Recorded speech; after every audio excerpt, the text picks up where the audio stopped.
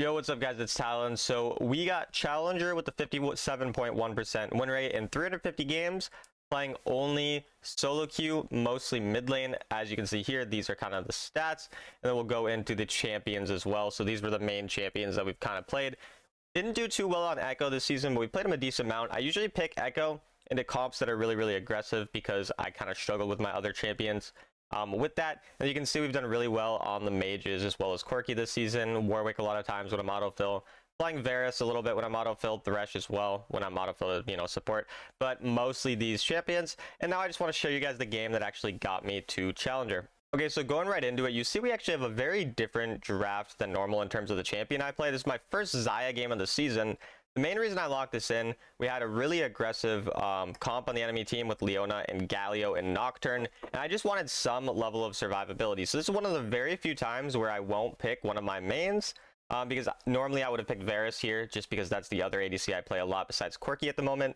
But I've played Xayah in the past. I mean, I'm Mastery 7 on her, like it's not like I've never played this champion, and she just fits amazingly in against the enemy team comp. And so you can just see with all of their aggression, all of their dive, Xayah fits super well, which is the main reason I did this. Most of the time, again, I'm not going to actually counterpick. I'm going to rely on myself to outplay against hard matchups with the champs I'm good at. That's typically how I've gone about climbing. That's usually my strat, but here I was kind of like, I was just feeling something different. And again, Varus just was going to really struggle here. So that's the main thing that we kind of did. So just going into the lane, the main thing we're doing is just trying to outpoke the enemy. We have 2 ranged champions. They only have 1. And then obviously we just have the better poke with a champion like Karma. So we have the range advantage. They have the all-in advantage. We're just trying to play around that poke as much as possible.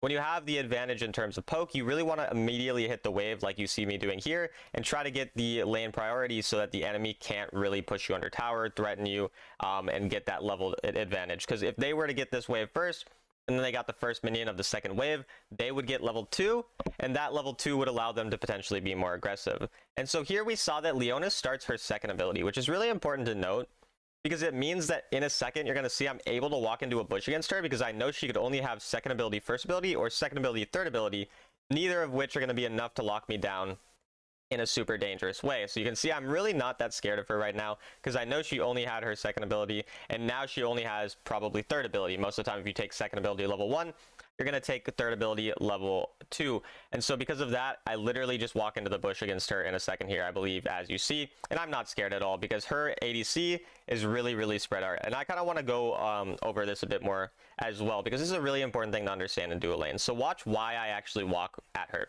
You can see my Karma is actually on a decent line with me, so she's kind of in a position to attack. She could be a little closer right now, but overall, she's in a position where she's threatening that Samira, and she could also really easily auto-attack the Leona, whereas, again, the Samira is very far. And so if we just look right now, Leona is so much farther pushed up than the Samira, when ideally they want to be on kind of a direct line with each other like this, so that they can auto-attack people at the same time, they can threaten people at the same time. And so I'm able to get a bunch of free poke onto Leona because she's just really far up compared to where Samira is. And again, we saw that now she had her third ability, so she wasn't even really a threat to me anyways. And so because of that, we're able to get a really big advantage in terms of early poke in the lane, which is what we have to do, because again, Leona and Samira, they're going to have much better all-in, but we have the much bigger poke advantage, and we're just continuing to poke with our feathers, with our range advantage. And now once you push people up as the poke lane in dual lane, you want to try to poke the turret, as you saw there. You saw I'm just trying to constantly get a little bit of that turret so that we can get a turret plate or 2. Because oftentimes when you end up having the poke advantage, the enemies sit under tower and you can't always kill them, but you can squeeze plates out of it, because then they have to walk up to stop you from hitting plates, and then you poke them when they walk up, that type of thing. Here we're just setting up a bunch of feathers to get the root onto Leona. We get her 1 HP, and I believe she ends up dropping here, which she does to our Karma, and then we're just trying to poke out the Samira as well. Kindred, or not Kindred, Nocturne. I always confuse Nocturne and Kindred for some reason, but Nocturne uses the ult there and ends up getting the double kill. So a little unfortunate for us, but we did at least get the 1 kill in lane, so we have that advantage, and then we're just continuing to push the wave, trying to again pressure that plate, as we talked about before. When you have this poke advantage, you have the enemy pushed under turret, where Samira is just really scared. She can't do that much. We're just going to try to squeeze those plates out of it to get that gold lead. And so overall, the game's not going super well for our team, but we at least have that gold lead as a dual lane. And with this kind of game, like Zaya being so strong, there's definitely a chance of me kind of being able to carry, just because of the fact that the enemy are very very squishy, or not very aggressive. I don't know why I said squishy. They're very aggressive, and so my champion does really well under that type of thing. And because of the fact that they're short range aggressive comp as well, you're going to see my itemization's a bit different. Normally, I would go for Bloodthirster, then Magnetic Blaster, because Magnetic Blaster gives you a longer auto attack, which allows you to easily proc your second ability, giving that movement speed, giving that attack speed, and then really popping off in team fights. But in this case, they're so short range that I don't really need the range advantage. I need as much DPS as possible to melt through the tanks. And so I go for Phantom Dancer second, because it gives me the movement speed to kite the enemy. It gives me a bunch more attack speed, which is still important. I wanted something with some amount of attack speed, and it gives me more DPS because it actually gives AD. So for all those reasons, I end up going for that as an item instead. Also, shout out to my Karma there for killing them as we poke them under the turret and continue to poke plates. But yeah, we go for that. Then we go for, I believe, Mortal and Navori, I think is what we end up going for the max DPS. But yeah, and then you can see here again, my champion is just so insane into their comp. Like, you can see how much I can poke them, get all those feathers out, and then somehow we end up living here, I think. Yeah, we just somehow kite. I really don't know how, but we ended up living, getting a bunch of damage off from our feathers. You saw, like, anytime that the enemy, they just pretty much have to dive onto us, I set up an insane amount of feathers and I get huge roots, huge damage. So, again, it's just why, like, this specific game, I was just like, okay, my champ is just too OP. I gotta lock it in here. Just because of kind of what we saw in the game. So that was kind of the main reason for me wanting to do that, even though, again, I don't normally play this champion currently in the meta. Every once in a while, you just see a game where you're like, I just want to lock in this champion because it's just so strong in that situation. So again, we have the advantage in duo lane. The rest of the map not going insanely well, but we're ahead as a team. It's not going bad or anything. So as we kind of approach the rest of this game, since we do scale pretty well, we're pretty confident in terms of scaling. We're mostly just focused on getting gold. And you're going to see the game is going to start to go quite poorly throughout the next, you know, however many minutes. And when you're in a game where you're the ADC and the game is going really poor, you have to understand, and I think it takes a bit for the game to actually go, like, you know, bad, but you have to kind of understand that the main thing that you can do as an ADC to prevent your team from throwing games where, like, you're really strong or you're having a decent game or they're not playing well is to farm. Because if you farm to a certain extent as an ADC, you can legitimately, like, solo carry a team fight late game and win an otherwise unwinnable game for your team. Like, there's a player named Jackie who's probably the best ADC in North America, or at least one of them at the very least. And anytime I'll play against him, I'm always worried, even when I have a 10k gold lead, just because I know, like, he's always going to have a lot of gold. He's always going to be farmed up. And there's a chance that any late game team fight, one of my teammates or myself makes a mistake, dies, and then he solo wins the fight because he's just so fed. And so focusing on that farm, even in games where it is a bit, you know, tough, or it feels like the game's going really poorly, that's going to be really important. That's kind of one of the main things you're going to see throughout some of this game. I believe I kind of forgot exactly how this game goes, frankly, because it was like a day and a half ago. But and I play this game a lot because, you know, I'm on summer break, so I've kind of been spamming the game a lot, like 8 hours every day for the last probably week or so, apart from when I was working. So been playing a lot. That aside, we're just focusing mainly on finding a recall timer now for our first item, since we do have the Bloodthirster. That's a really important thing that a lot of ADC players and a lot of players in general just don't really do too well, is finding those proper recall timers. I see a lot of people overextending and that type of thing just for, like, pretty much no reason. Like, they'll overextend just to try to get one extra turret plate, even though they have a bunch of gold to spend, and then they end up, you know, being weak enough where they get caught out or they get pressured back in lane because they're just not that strong. So, like, finding those proper recall timers is going to be really important, so you can come back to the lane, continue to be strong, and then continue to push your advantage. Because now here, I have the item advantage. I know I'm a lot stronger, so if the enemy end up going aggressive, I have the chance to get a bunch of damage off and again kind of pop off. Now, in this case, you can see, like, they really dove on us hard here. There's, like, 9 people diving on us. But even then, you can just, again, see, like, the champion pick here is just so insane. Like, we're able to still pop off in this fight. Get them. I kind of messed up my flash here, but I think we still end up doing the fight really well, and Vi gets the triple. You can just see, again, like, the champion pick is just so insane in this game. There's 4 people diving on us. They're using everything they can, and they just can't get to me as a champion because I just have too much in my kit to stop this, like, complete dive, right? So that's kind of the unique thing about counterpick, which I think is cool, right? Because, again, there's some people who they just love, like, counterpicking. They always like having, you know, a pretty wide champion pool, and if you're gonna play that way, it's okay if you feel like that's just more enjoyable to you. Because like I generally recommend, and I still do think the best way to climb is through a small champion pool. You saw in my champions that it's mostly Syndra, Orianna, Corki, Warwick, Echo. Those are really what I'm playing. But every now and again, I will have a counter pick. And if you're like kind of just more always wanting to try to find the perfect pick in the scenario, then having a champion pool, I would say as large as 10 is maybe like the max. Like anything more than 10 is pretty insane. But honestly, I do think the optimal amount is like 5. Like I would say 5 is just anything more than that to me is going to be really hard to actually consistently play really well on, especially if you're not playing a bunch. Like if you know, I play the game a ton, so I naturally can get better at more champs because I just have more time. Because obviously like making money from the game means I can kind of justify playing the game a lot, but most people are going to be more busy with other things. And when you're doing that, it's hard to learn like 10 different champs, but learning 1 or 2, you know, if you play 3, 4, 5 games a day, that's completely realistic. But it's really hard to, you know, learn 10 champs when you're only playing 4 or 5 games a day. You're only going to even play half those champs in one day if you play all unique champions. But yeah, this kind of style, you know, of kind of playing for counterpick does work in some games, as you can kind of see here so far. We've seen that, like, if I was locking in Varus, it doesn't really matter that I'm way better at Varus than I am at Xayah. I would just be losing the game anyway, just because of champion. Because there's no way I would be able to stop all these people diving on me and everything like that, so. And again, like, when it comes to the videos, I know I'm not talking a lot about how I climbed to Challenger. That's mainly because I'm kind of saving that for when I hit Sovereign, since the main goal is to hit Sovereign solo queue. So when I do that, I'm going to talk about pretty much like everything to do with climbing. But for now, I'm kind of just showing like the games themselves. And again, you see here, Nocturne dives on us. We're still able to kind of go on him. The main issue here, I got way too greedy. I cleansed too early as well. So there's a few mistakes here that I made. The first thing is I just went too aggro when I saw the enemy show up here, and I do want to go back over this to kind of talk about what it is I could have done differently. So here everything's fine again, like, you know, I'm just using my spells on them pretty straightforwardly. But here we see Galio, and the first thing that I do wrong is that I don't immediately ult this, which is kind of hard to react to, but I should have immediately ulted this, but I got too hyper focused on Nocturne. You can kind of see here, if I immediately ult this, I can actually probably even kill Nocturne potentially with my ult damage, and then I'm still going to have cleanse for when Leona shows up. But I wasn't really thinking like, oh, Leona might show up, right? So I didn't really think about the fact that I need to cleanse later. There's a lot of times when there's multiple forms of CC that can hit you, you want to cleanse the last form, because then you'll, like, if I cleanse Galio, like you saw there, Leona just stuns me right after.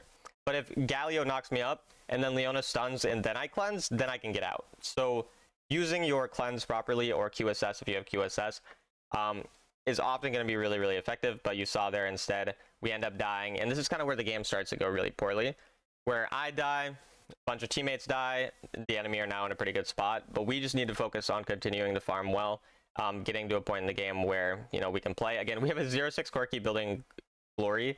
I don't know why, but he is. So again, we're just mostly focused on getting to the point where we can farm, because we've seen how OP our champion can be in these fights if we play really well. But a lot of times we've kind of been, you know, either making mistakes or, well, that was really the first kind of big mistake. But we're still in a position where the game is completely playable. And because the game is still playable, we're fine with fighting the dragon and seeing how the fight goes. And again, I'm just mostly setting up my feathers here, just kind of trying to kite the enemy into me. Because again, we're not really great at chasing them overall as a comp, but we're really good if they come into us first. Because again, those are, you know, feathers, I build them up and everything like that. Here we're just covering mid lane to make sure Volibear doesn't get too much value out of that. That's kind of an important thing as well. It's like when you do kind of win the fight, like let's say you get a kill early and you know you're going to get Dragon for free. It's important to not let the enemy get too much out of it. And here my team overextends. I don't know why they're fighting, but, you know, unlucky. It is what it is. But you want to make sure you don't let the enemy squeeze too much. Because if you're a good player and you know your teammates die early in a fight, you realize you're not getting Dragon and your next thought is, I need to get turrets as the enemy are distracted by the dragon. It's like something I've told you guys very often. Go to the opposite side of the map when you're behind in order to get turrets, and trade that for like a dragon, you know, like a random dragon. Don't trade it for like an elder, you know, don't give the enemy elder or baron, but you can do it for like a random dragon. And when you do that, you know, you get a lot of gold, you come back. But a good player will try to prevent that, as you saw me trying to prevent Volibear from getting that mid turret as we were on dragon, for example, since I already realized that we were going to get it. And so things like that are really important to kind of deny the enemy from coming back and maintain your gold lead. which you can see here, we're still ahead 4,000 gold. But yeah, the game continues to get really messy. It's just the enemy are so aggressive that anytime that one of our teammates get caught or anything, they can kind of just full dive on us, and it can be kind of a really hard game to play overall. So again, we know the enemy are kind of probably camping in the bush, so we're just trying to bait them to go in on us again, because I have stasis, I have ult, I have pretty much everything that I need in order to play the fight pretty well. So again, we're just trying to set up as many feathers as possible here. I even ult to get the feathers off. I get an insane amount of damage from that root, but I do get stunned and I don't cleanse. Yeah, I remember this as well. I didn't cleanse here. I was kind of just kiting, getting a bunch of damage. Like, you saw how much damage I was able to get off, but we got caught really quickly. I think someone might have gotten blown up from the Nocturne ult. Corki wasn't quite in the position to follow up, and then I just didn't click my cleanse for some reason. I don't know why. So I had all of myself. I had cleanse, I had stasis, I had flash, and I clicked none of them. That was pretty stupid of me. This is what a challenger player looks like, just not clicking their buttons. But because of that, that's kind of where the snowball starts. Honestly, I think even if I click cleanse, the enemy would have still done everything that they did. I just would have been alive. But yeah, I mean, like, we were already kind of losing the fight pretty hard, trying to get as much damage off as possible there. And got kind of greedy. And that's kind of the main thing here. Like, I think there's multiple times in this game we've seen me make the mistake of not properly keeping track of spells. Like, if I was thinking to myself, Galio's going to dash onto me, I need to cleanse when he dashes, I wouldn't have died there. If I was thinking of the previous death I had, I need to cleanse when Leona shows up, I wouldn't have died. So keeping track of those certain spells, that type of thing, you can see is really valuable into these super aggressive comps, and it's a mistake I kind of made. And then here we're just trying to, again, push out the side lane to make sure the enemy don't get too much out of their Baron. You see, again, my team kind of randomly goes and fights. I'm not really sure why they're doing that. But the main thing that I'm trying to do, again, this thing I kind of told you guys happens pretty often with Jack D. He'll always be kind of on the side lane, making sure it's pushed out when his team's losing, and then he'll have that random comeback moment. And that's always what I kind of see him do a lot of times in losing games. And that's something I try to do now when I'm playing ADC. And you see, this is one of the very rare times where I tried actually typing. I really, really, really rarely type ever. But in this situation, I just knew, if my Karma follows me and shields me, there's a chance we can hard win the game. And so I was just trying to tell her, hey, can you shield me? And then I turned on chat, and it turns out my team was flaming each other. And so I turned it back off. But every once in a while, I'll type if I just genuinely think there's something I can tell someone that could actually win us the game. And that was one of the times where it's I'm really fed, at least compared to the rest of my team. The way we're probably going to win is me getting a bunch of damage off in a fight. Since I have 12k gold, no one else on my team is basically 10k. I think my mid's barely 10k. And so we're just focusing on getting as much gold as possible, trying to get in a position where maybe the enemy overextend one time. Because the thing is, in a late game scenario, all you need to win a game most of the time is one person to randomly int and die for no reason, and then the comeback can start from there. Because we're down 2,000 gold. It's not like we're down 1,000,000 gold. So we're down 2,000 gold. Say one person on the enemy team dies, and they have 9,000 gold. Well, now we're up 7,000 gold effectively, because that person's dead. If they got caught, and we didn't lose anyone, we didn't lose health, whatever. So that type of thing is important to keep in mind. And then here again, you see me trying to go side lane. I'm not really trying to contest this dragon. I'm pretty much just trying to wait until a random moment near Elder or Baron where the enemy make a mistake. And until then, we're just going to be farming. You see the enemy go on us here, so we'll kind of show this fight as well. But I'm pretty much just trying to, again, set up the feathers so that if Nocturne does go in, I'll have feathers. I'm trying to protect my teammate if Nocturne goes on anyone. And you can see he's still a pretty squishy champion. I think we get the Galio here. We try to get the Samira, but she does an insane amount of damage.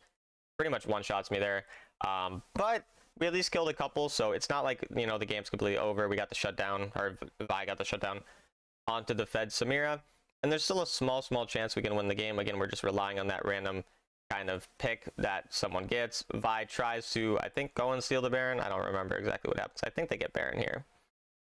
Maybe not. No, maybe they kind of realize Vi's alive. They don't want to flip the Baron. But yeah, again, you see now I'm just trying to get towards that Infinity Edge. I kind of realize that Infinity Edge is the way to win. And also, this is kind of a really important situation I want to talk about too. So what we're looking to do here, and my Vi didn't want to, but this is what we're looking to do. They have no vision, because we can see from our control ward. We wanted to go over the wall and sneak the Baron. The reason that this sneak makes sense is because we have two champions with Corki and Vi who can go over the wall. Even Yone could, and we have 280 carries, so we could melt the Baron. And the dragon is spawning, the Elder Dragon is spawning in 38 seconds, but the Baron's up and we're behind a lot. So when you're behind a lot, getting this random sneak on an objective when you know they have no vision oftentimes can be the way to sort of randomly make a comeback, because the enemy are probably already thinking about Elder. It's spawning soon. They want to set up. They want to get vision. Oftentimes, especially in low ranks, though, they won't notice it, and then you have this random ability to sneak. Now, in this case, my Vi doesn't want to do it, and the enemy were aware of it. So in this case, it didn't actually work out. But you can see, again, we're just calling for this random flip to just stall the game out, because as the team who is behind, we're not going to win the Elder fight, but if they give us Baron and then they get Elder, we can stall the game out for longer, which allows us to catch up in gold, because the longer the game goes, the more we can catch up, obviously, because if the enemy are hitting full build, they're no longer really catching, like they're no longer getting stronger. So we kind of just want to do that. And then you see the enemy are kind of overextending under our turret. So we're trying to just shut them down by just poking them. You can see I'm just free hitting for like hours. Galio goes in randomly. They kind of just make like a pretty weird sort of throw, but because they're so strong, it's not like they just like all die here. But a couple of them do int and die, and then they go for Elder, and notice this is when we go and we do the Baron thing. So this is the exact thing I was talking about. I stasis because I'm trying to make sure I don't die to the Baron. I know I'm nearly dead to it. And then here we end up getting the Baron. So we get the Baron, they get the Elder, and now we're just able to stall the game out a bit longer. So again, now we're just waiting. We're using the Baron to stall. We stall, and now eventually the enemy Elder and Baron will, or our Baron will expire. Their Elder will expire. But I believe my teammate randomly goes in on Elder and dies. I don't remember for sure, but I think that's what happens. I think he just goes and fight. Yeah, my team just all go and fight them when they have Elder Dragon. I don't know why this happened, but they did. If you have Baron and the enemy have Elder, you never want to fight because Elder makes them way stronger for fights. So your only goal is to stall. So you just don't do anything. You just sit and you turtle and you do nothing. But even though my teammate died, we're mostly just chilling here now. Again, because of the fact that now there's no objectives up, the enemy cannot end the game for a while. Even though they're ahead, they can't end the game for a while, and they're a short range comp, which means it's hard for them to actually end the game or siege turrets. And then we find that one pick, and this is the one crucial pick we talked about. Samira, their Fed champion, ended up getting caught out. Shout out to Yone. That was an amazing play by Yone. And now we have the advantage. We have an additional person because Corki's about to respawn, and we're waiting now for the enemy to fight. Like this is, we really want to force a fight. So I'm really trying to put myself in a position for the enemy to try to catch me, to go in on me, because I know we can actually win this fight. This is the one situation we were talking about. We used the Baron to stall the game out longer. We continued to farm. I'm on 4 items. I'm strong now at this point in the game. And now if the enemy make any type of overextension without their main carry, it's really hard for them to play. And you see they thought they could fight because of the fact that, what's his name, ended up dying. Leone died, but you just saw how much damage I was able to get here. Corki comes and cleans it all up. And again, champion pick made it so I'm able to get insane roots. So even when the enemy goes super far forward, you saw all the damage we got off. Corki gets a bunch of damage off, and again, because that Samira ended up inting and dying, we end up being able to pop off on them as a team and make that comeback. So a lot of really good things there for the comeback, especially late game, where we ended up going for that Baron. That Baron play really allowed us to stall it, and then again we find that one pick, and all of a sudden we're able to come back, and we get Challenger off of that game, which was kind of a crazy game. At this point now I'm 65 marks. I'm top 50 on the server since this video was, or this like gameplay was a day and a half or 2 days ago now at this point. So yeah, I mean, if you guys want to follow my journey to Sovereign now, we're 35 games from Sovereign, trying to get Sovereign solo queue only, playing mostly mid lane.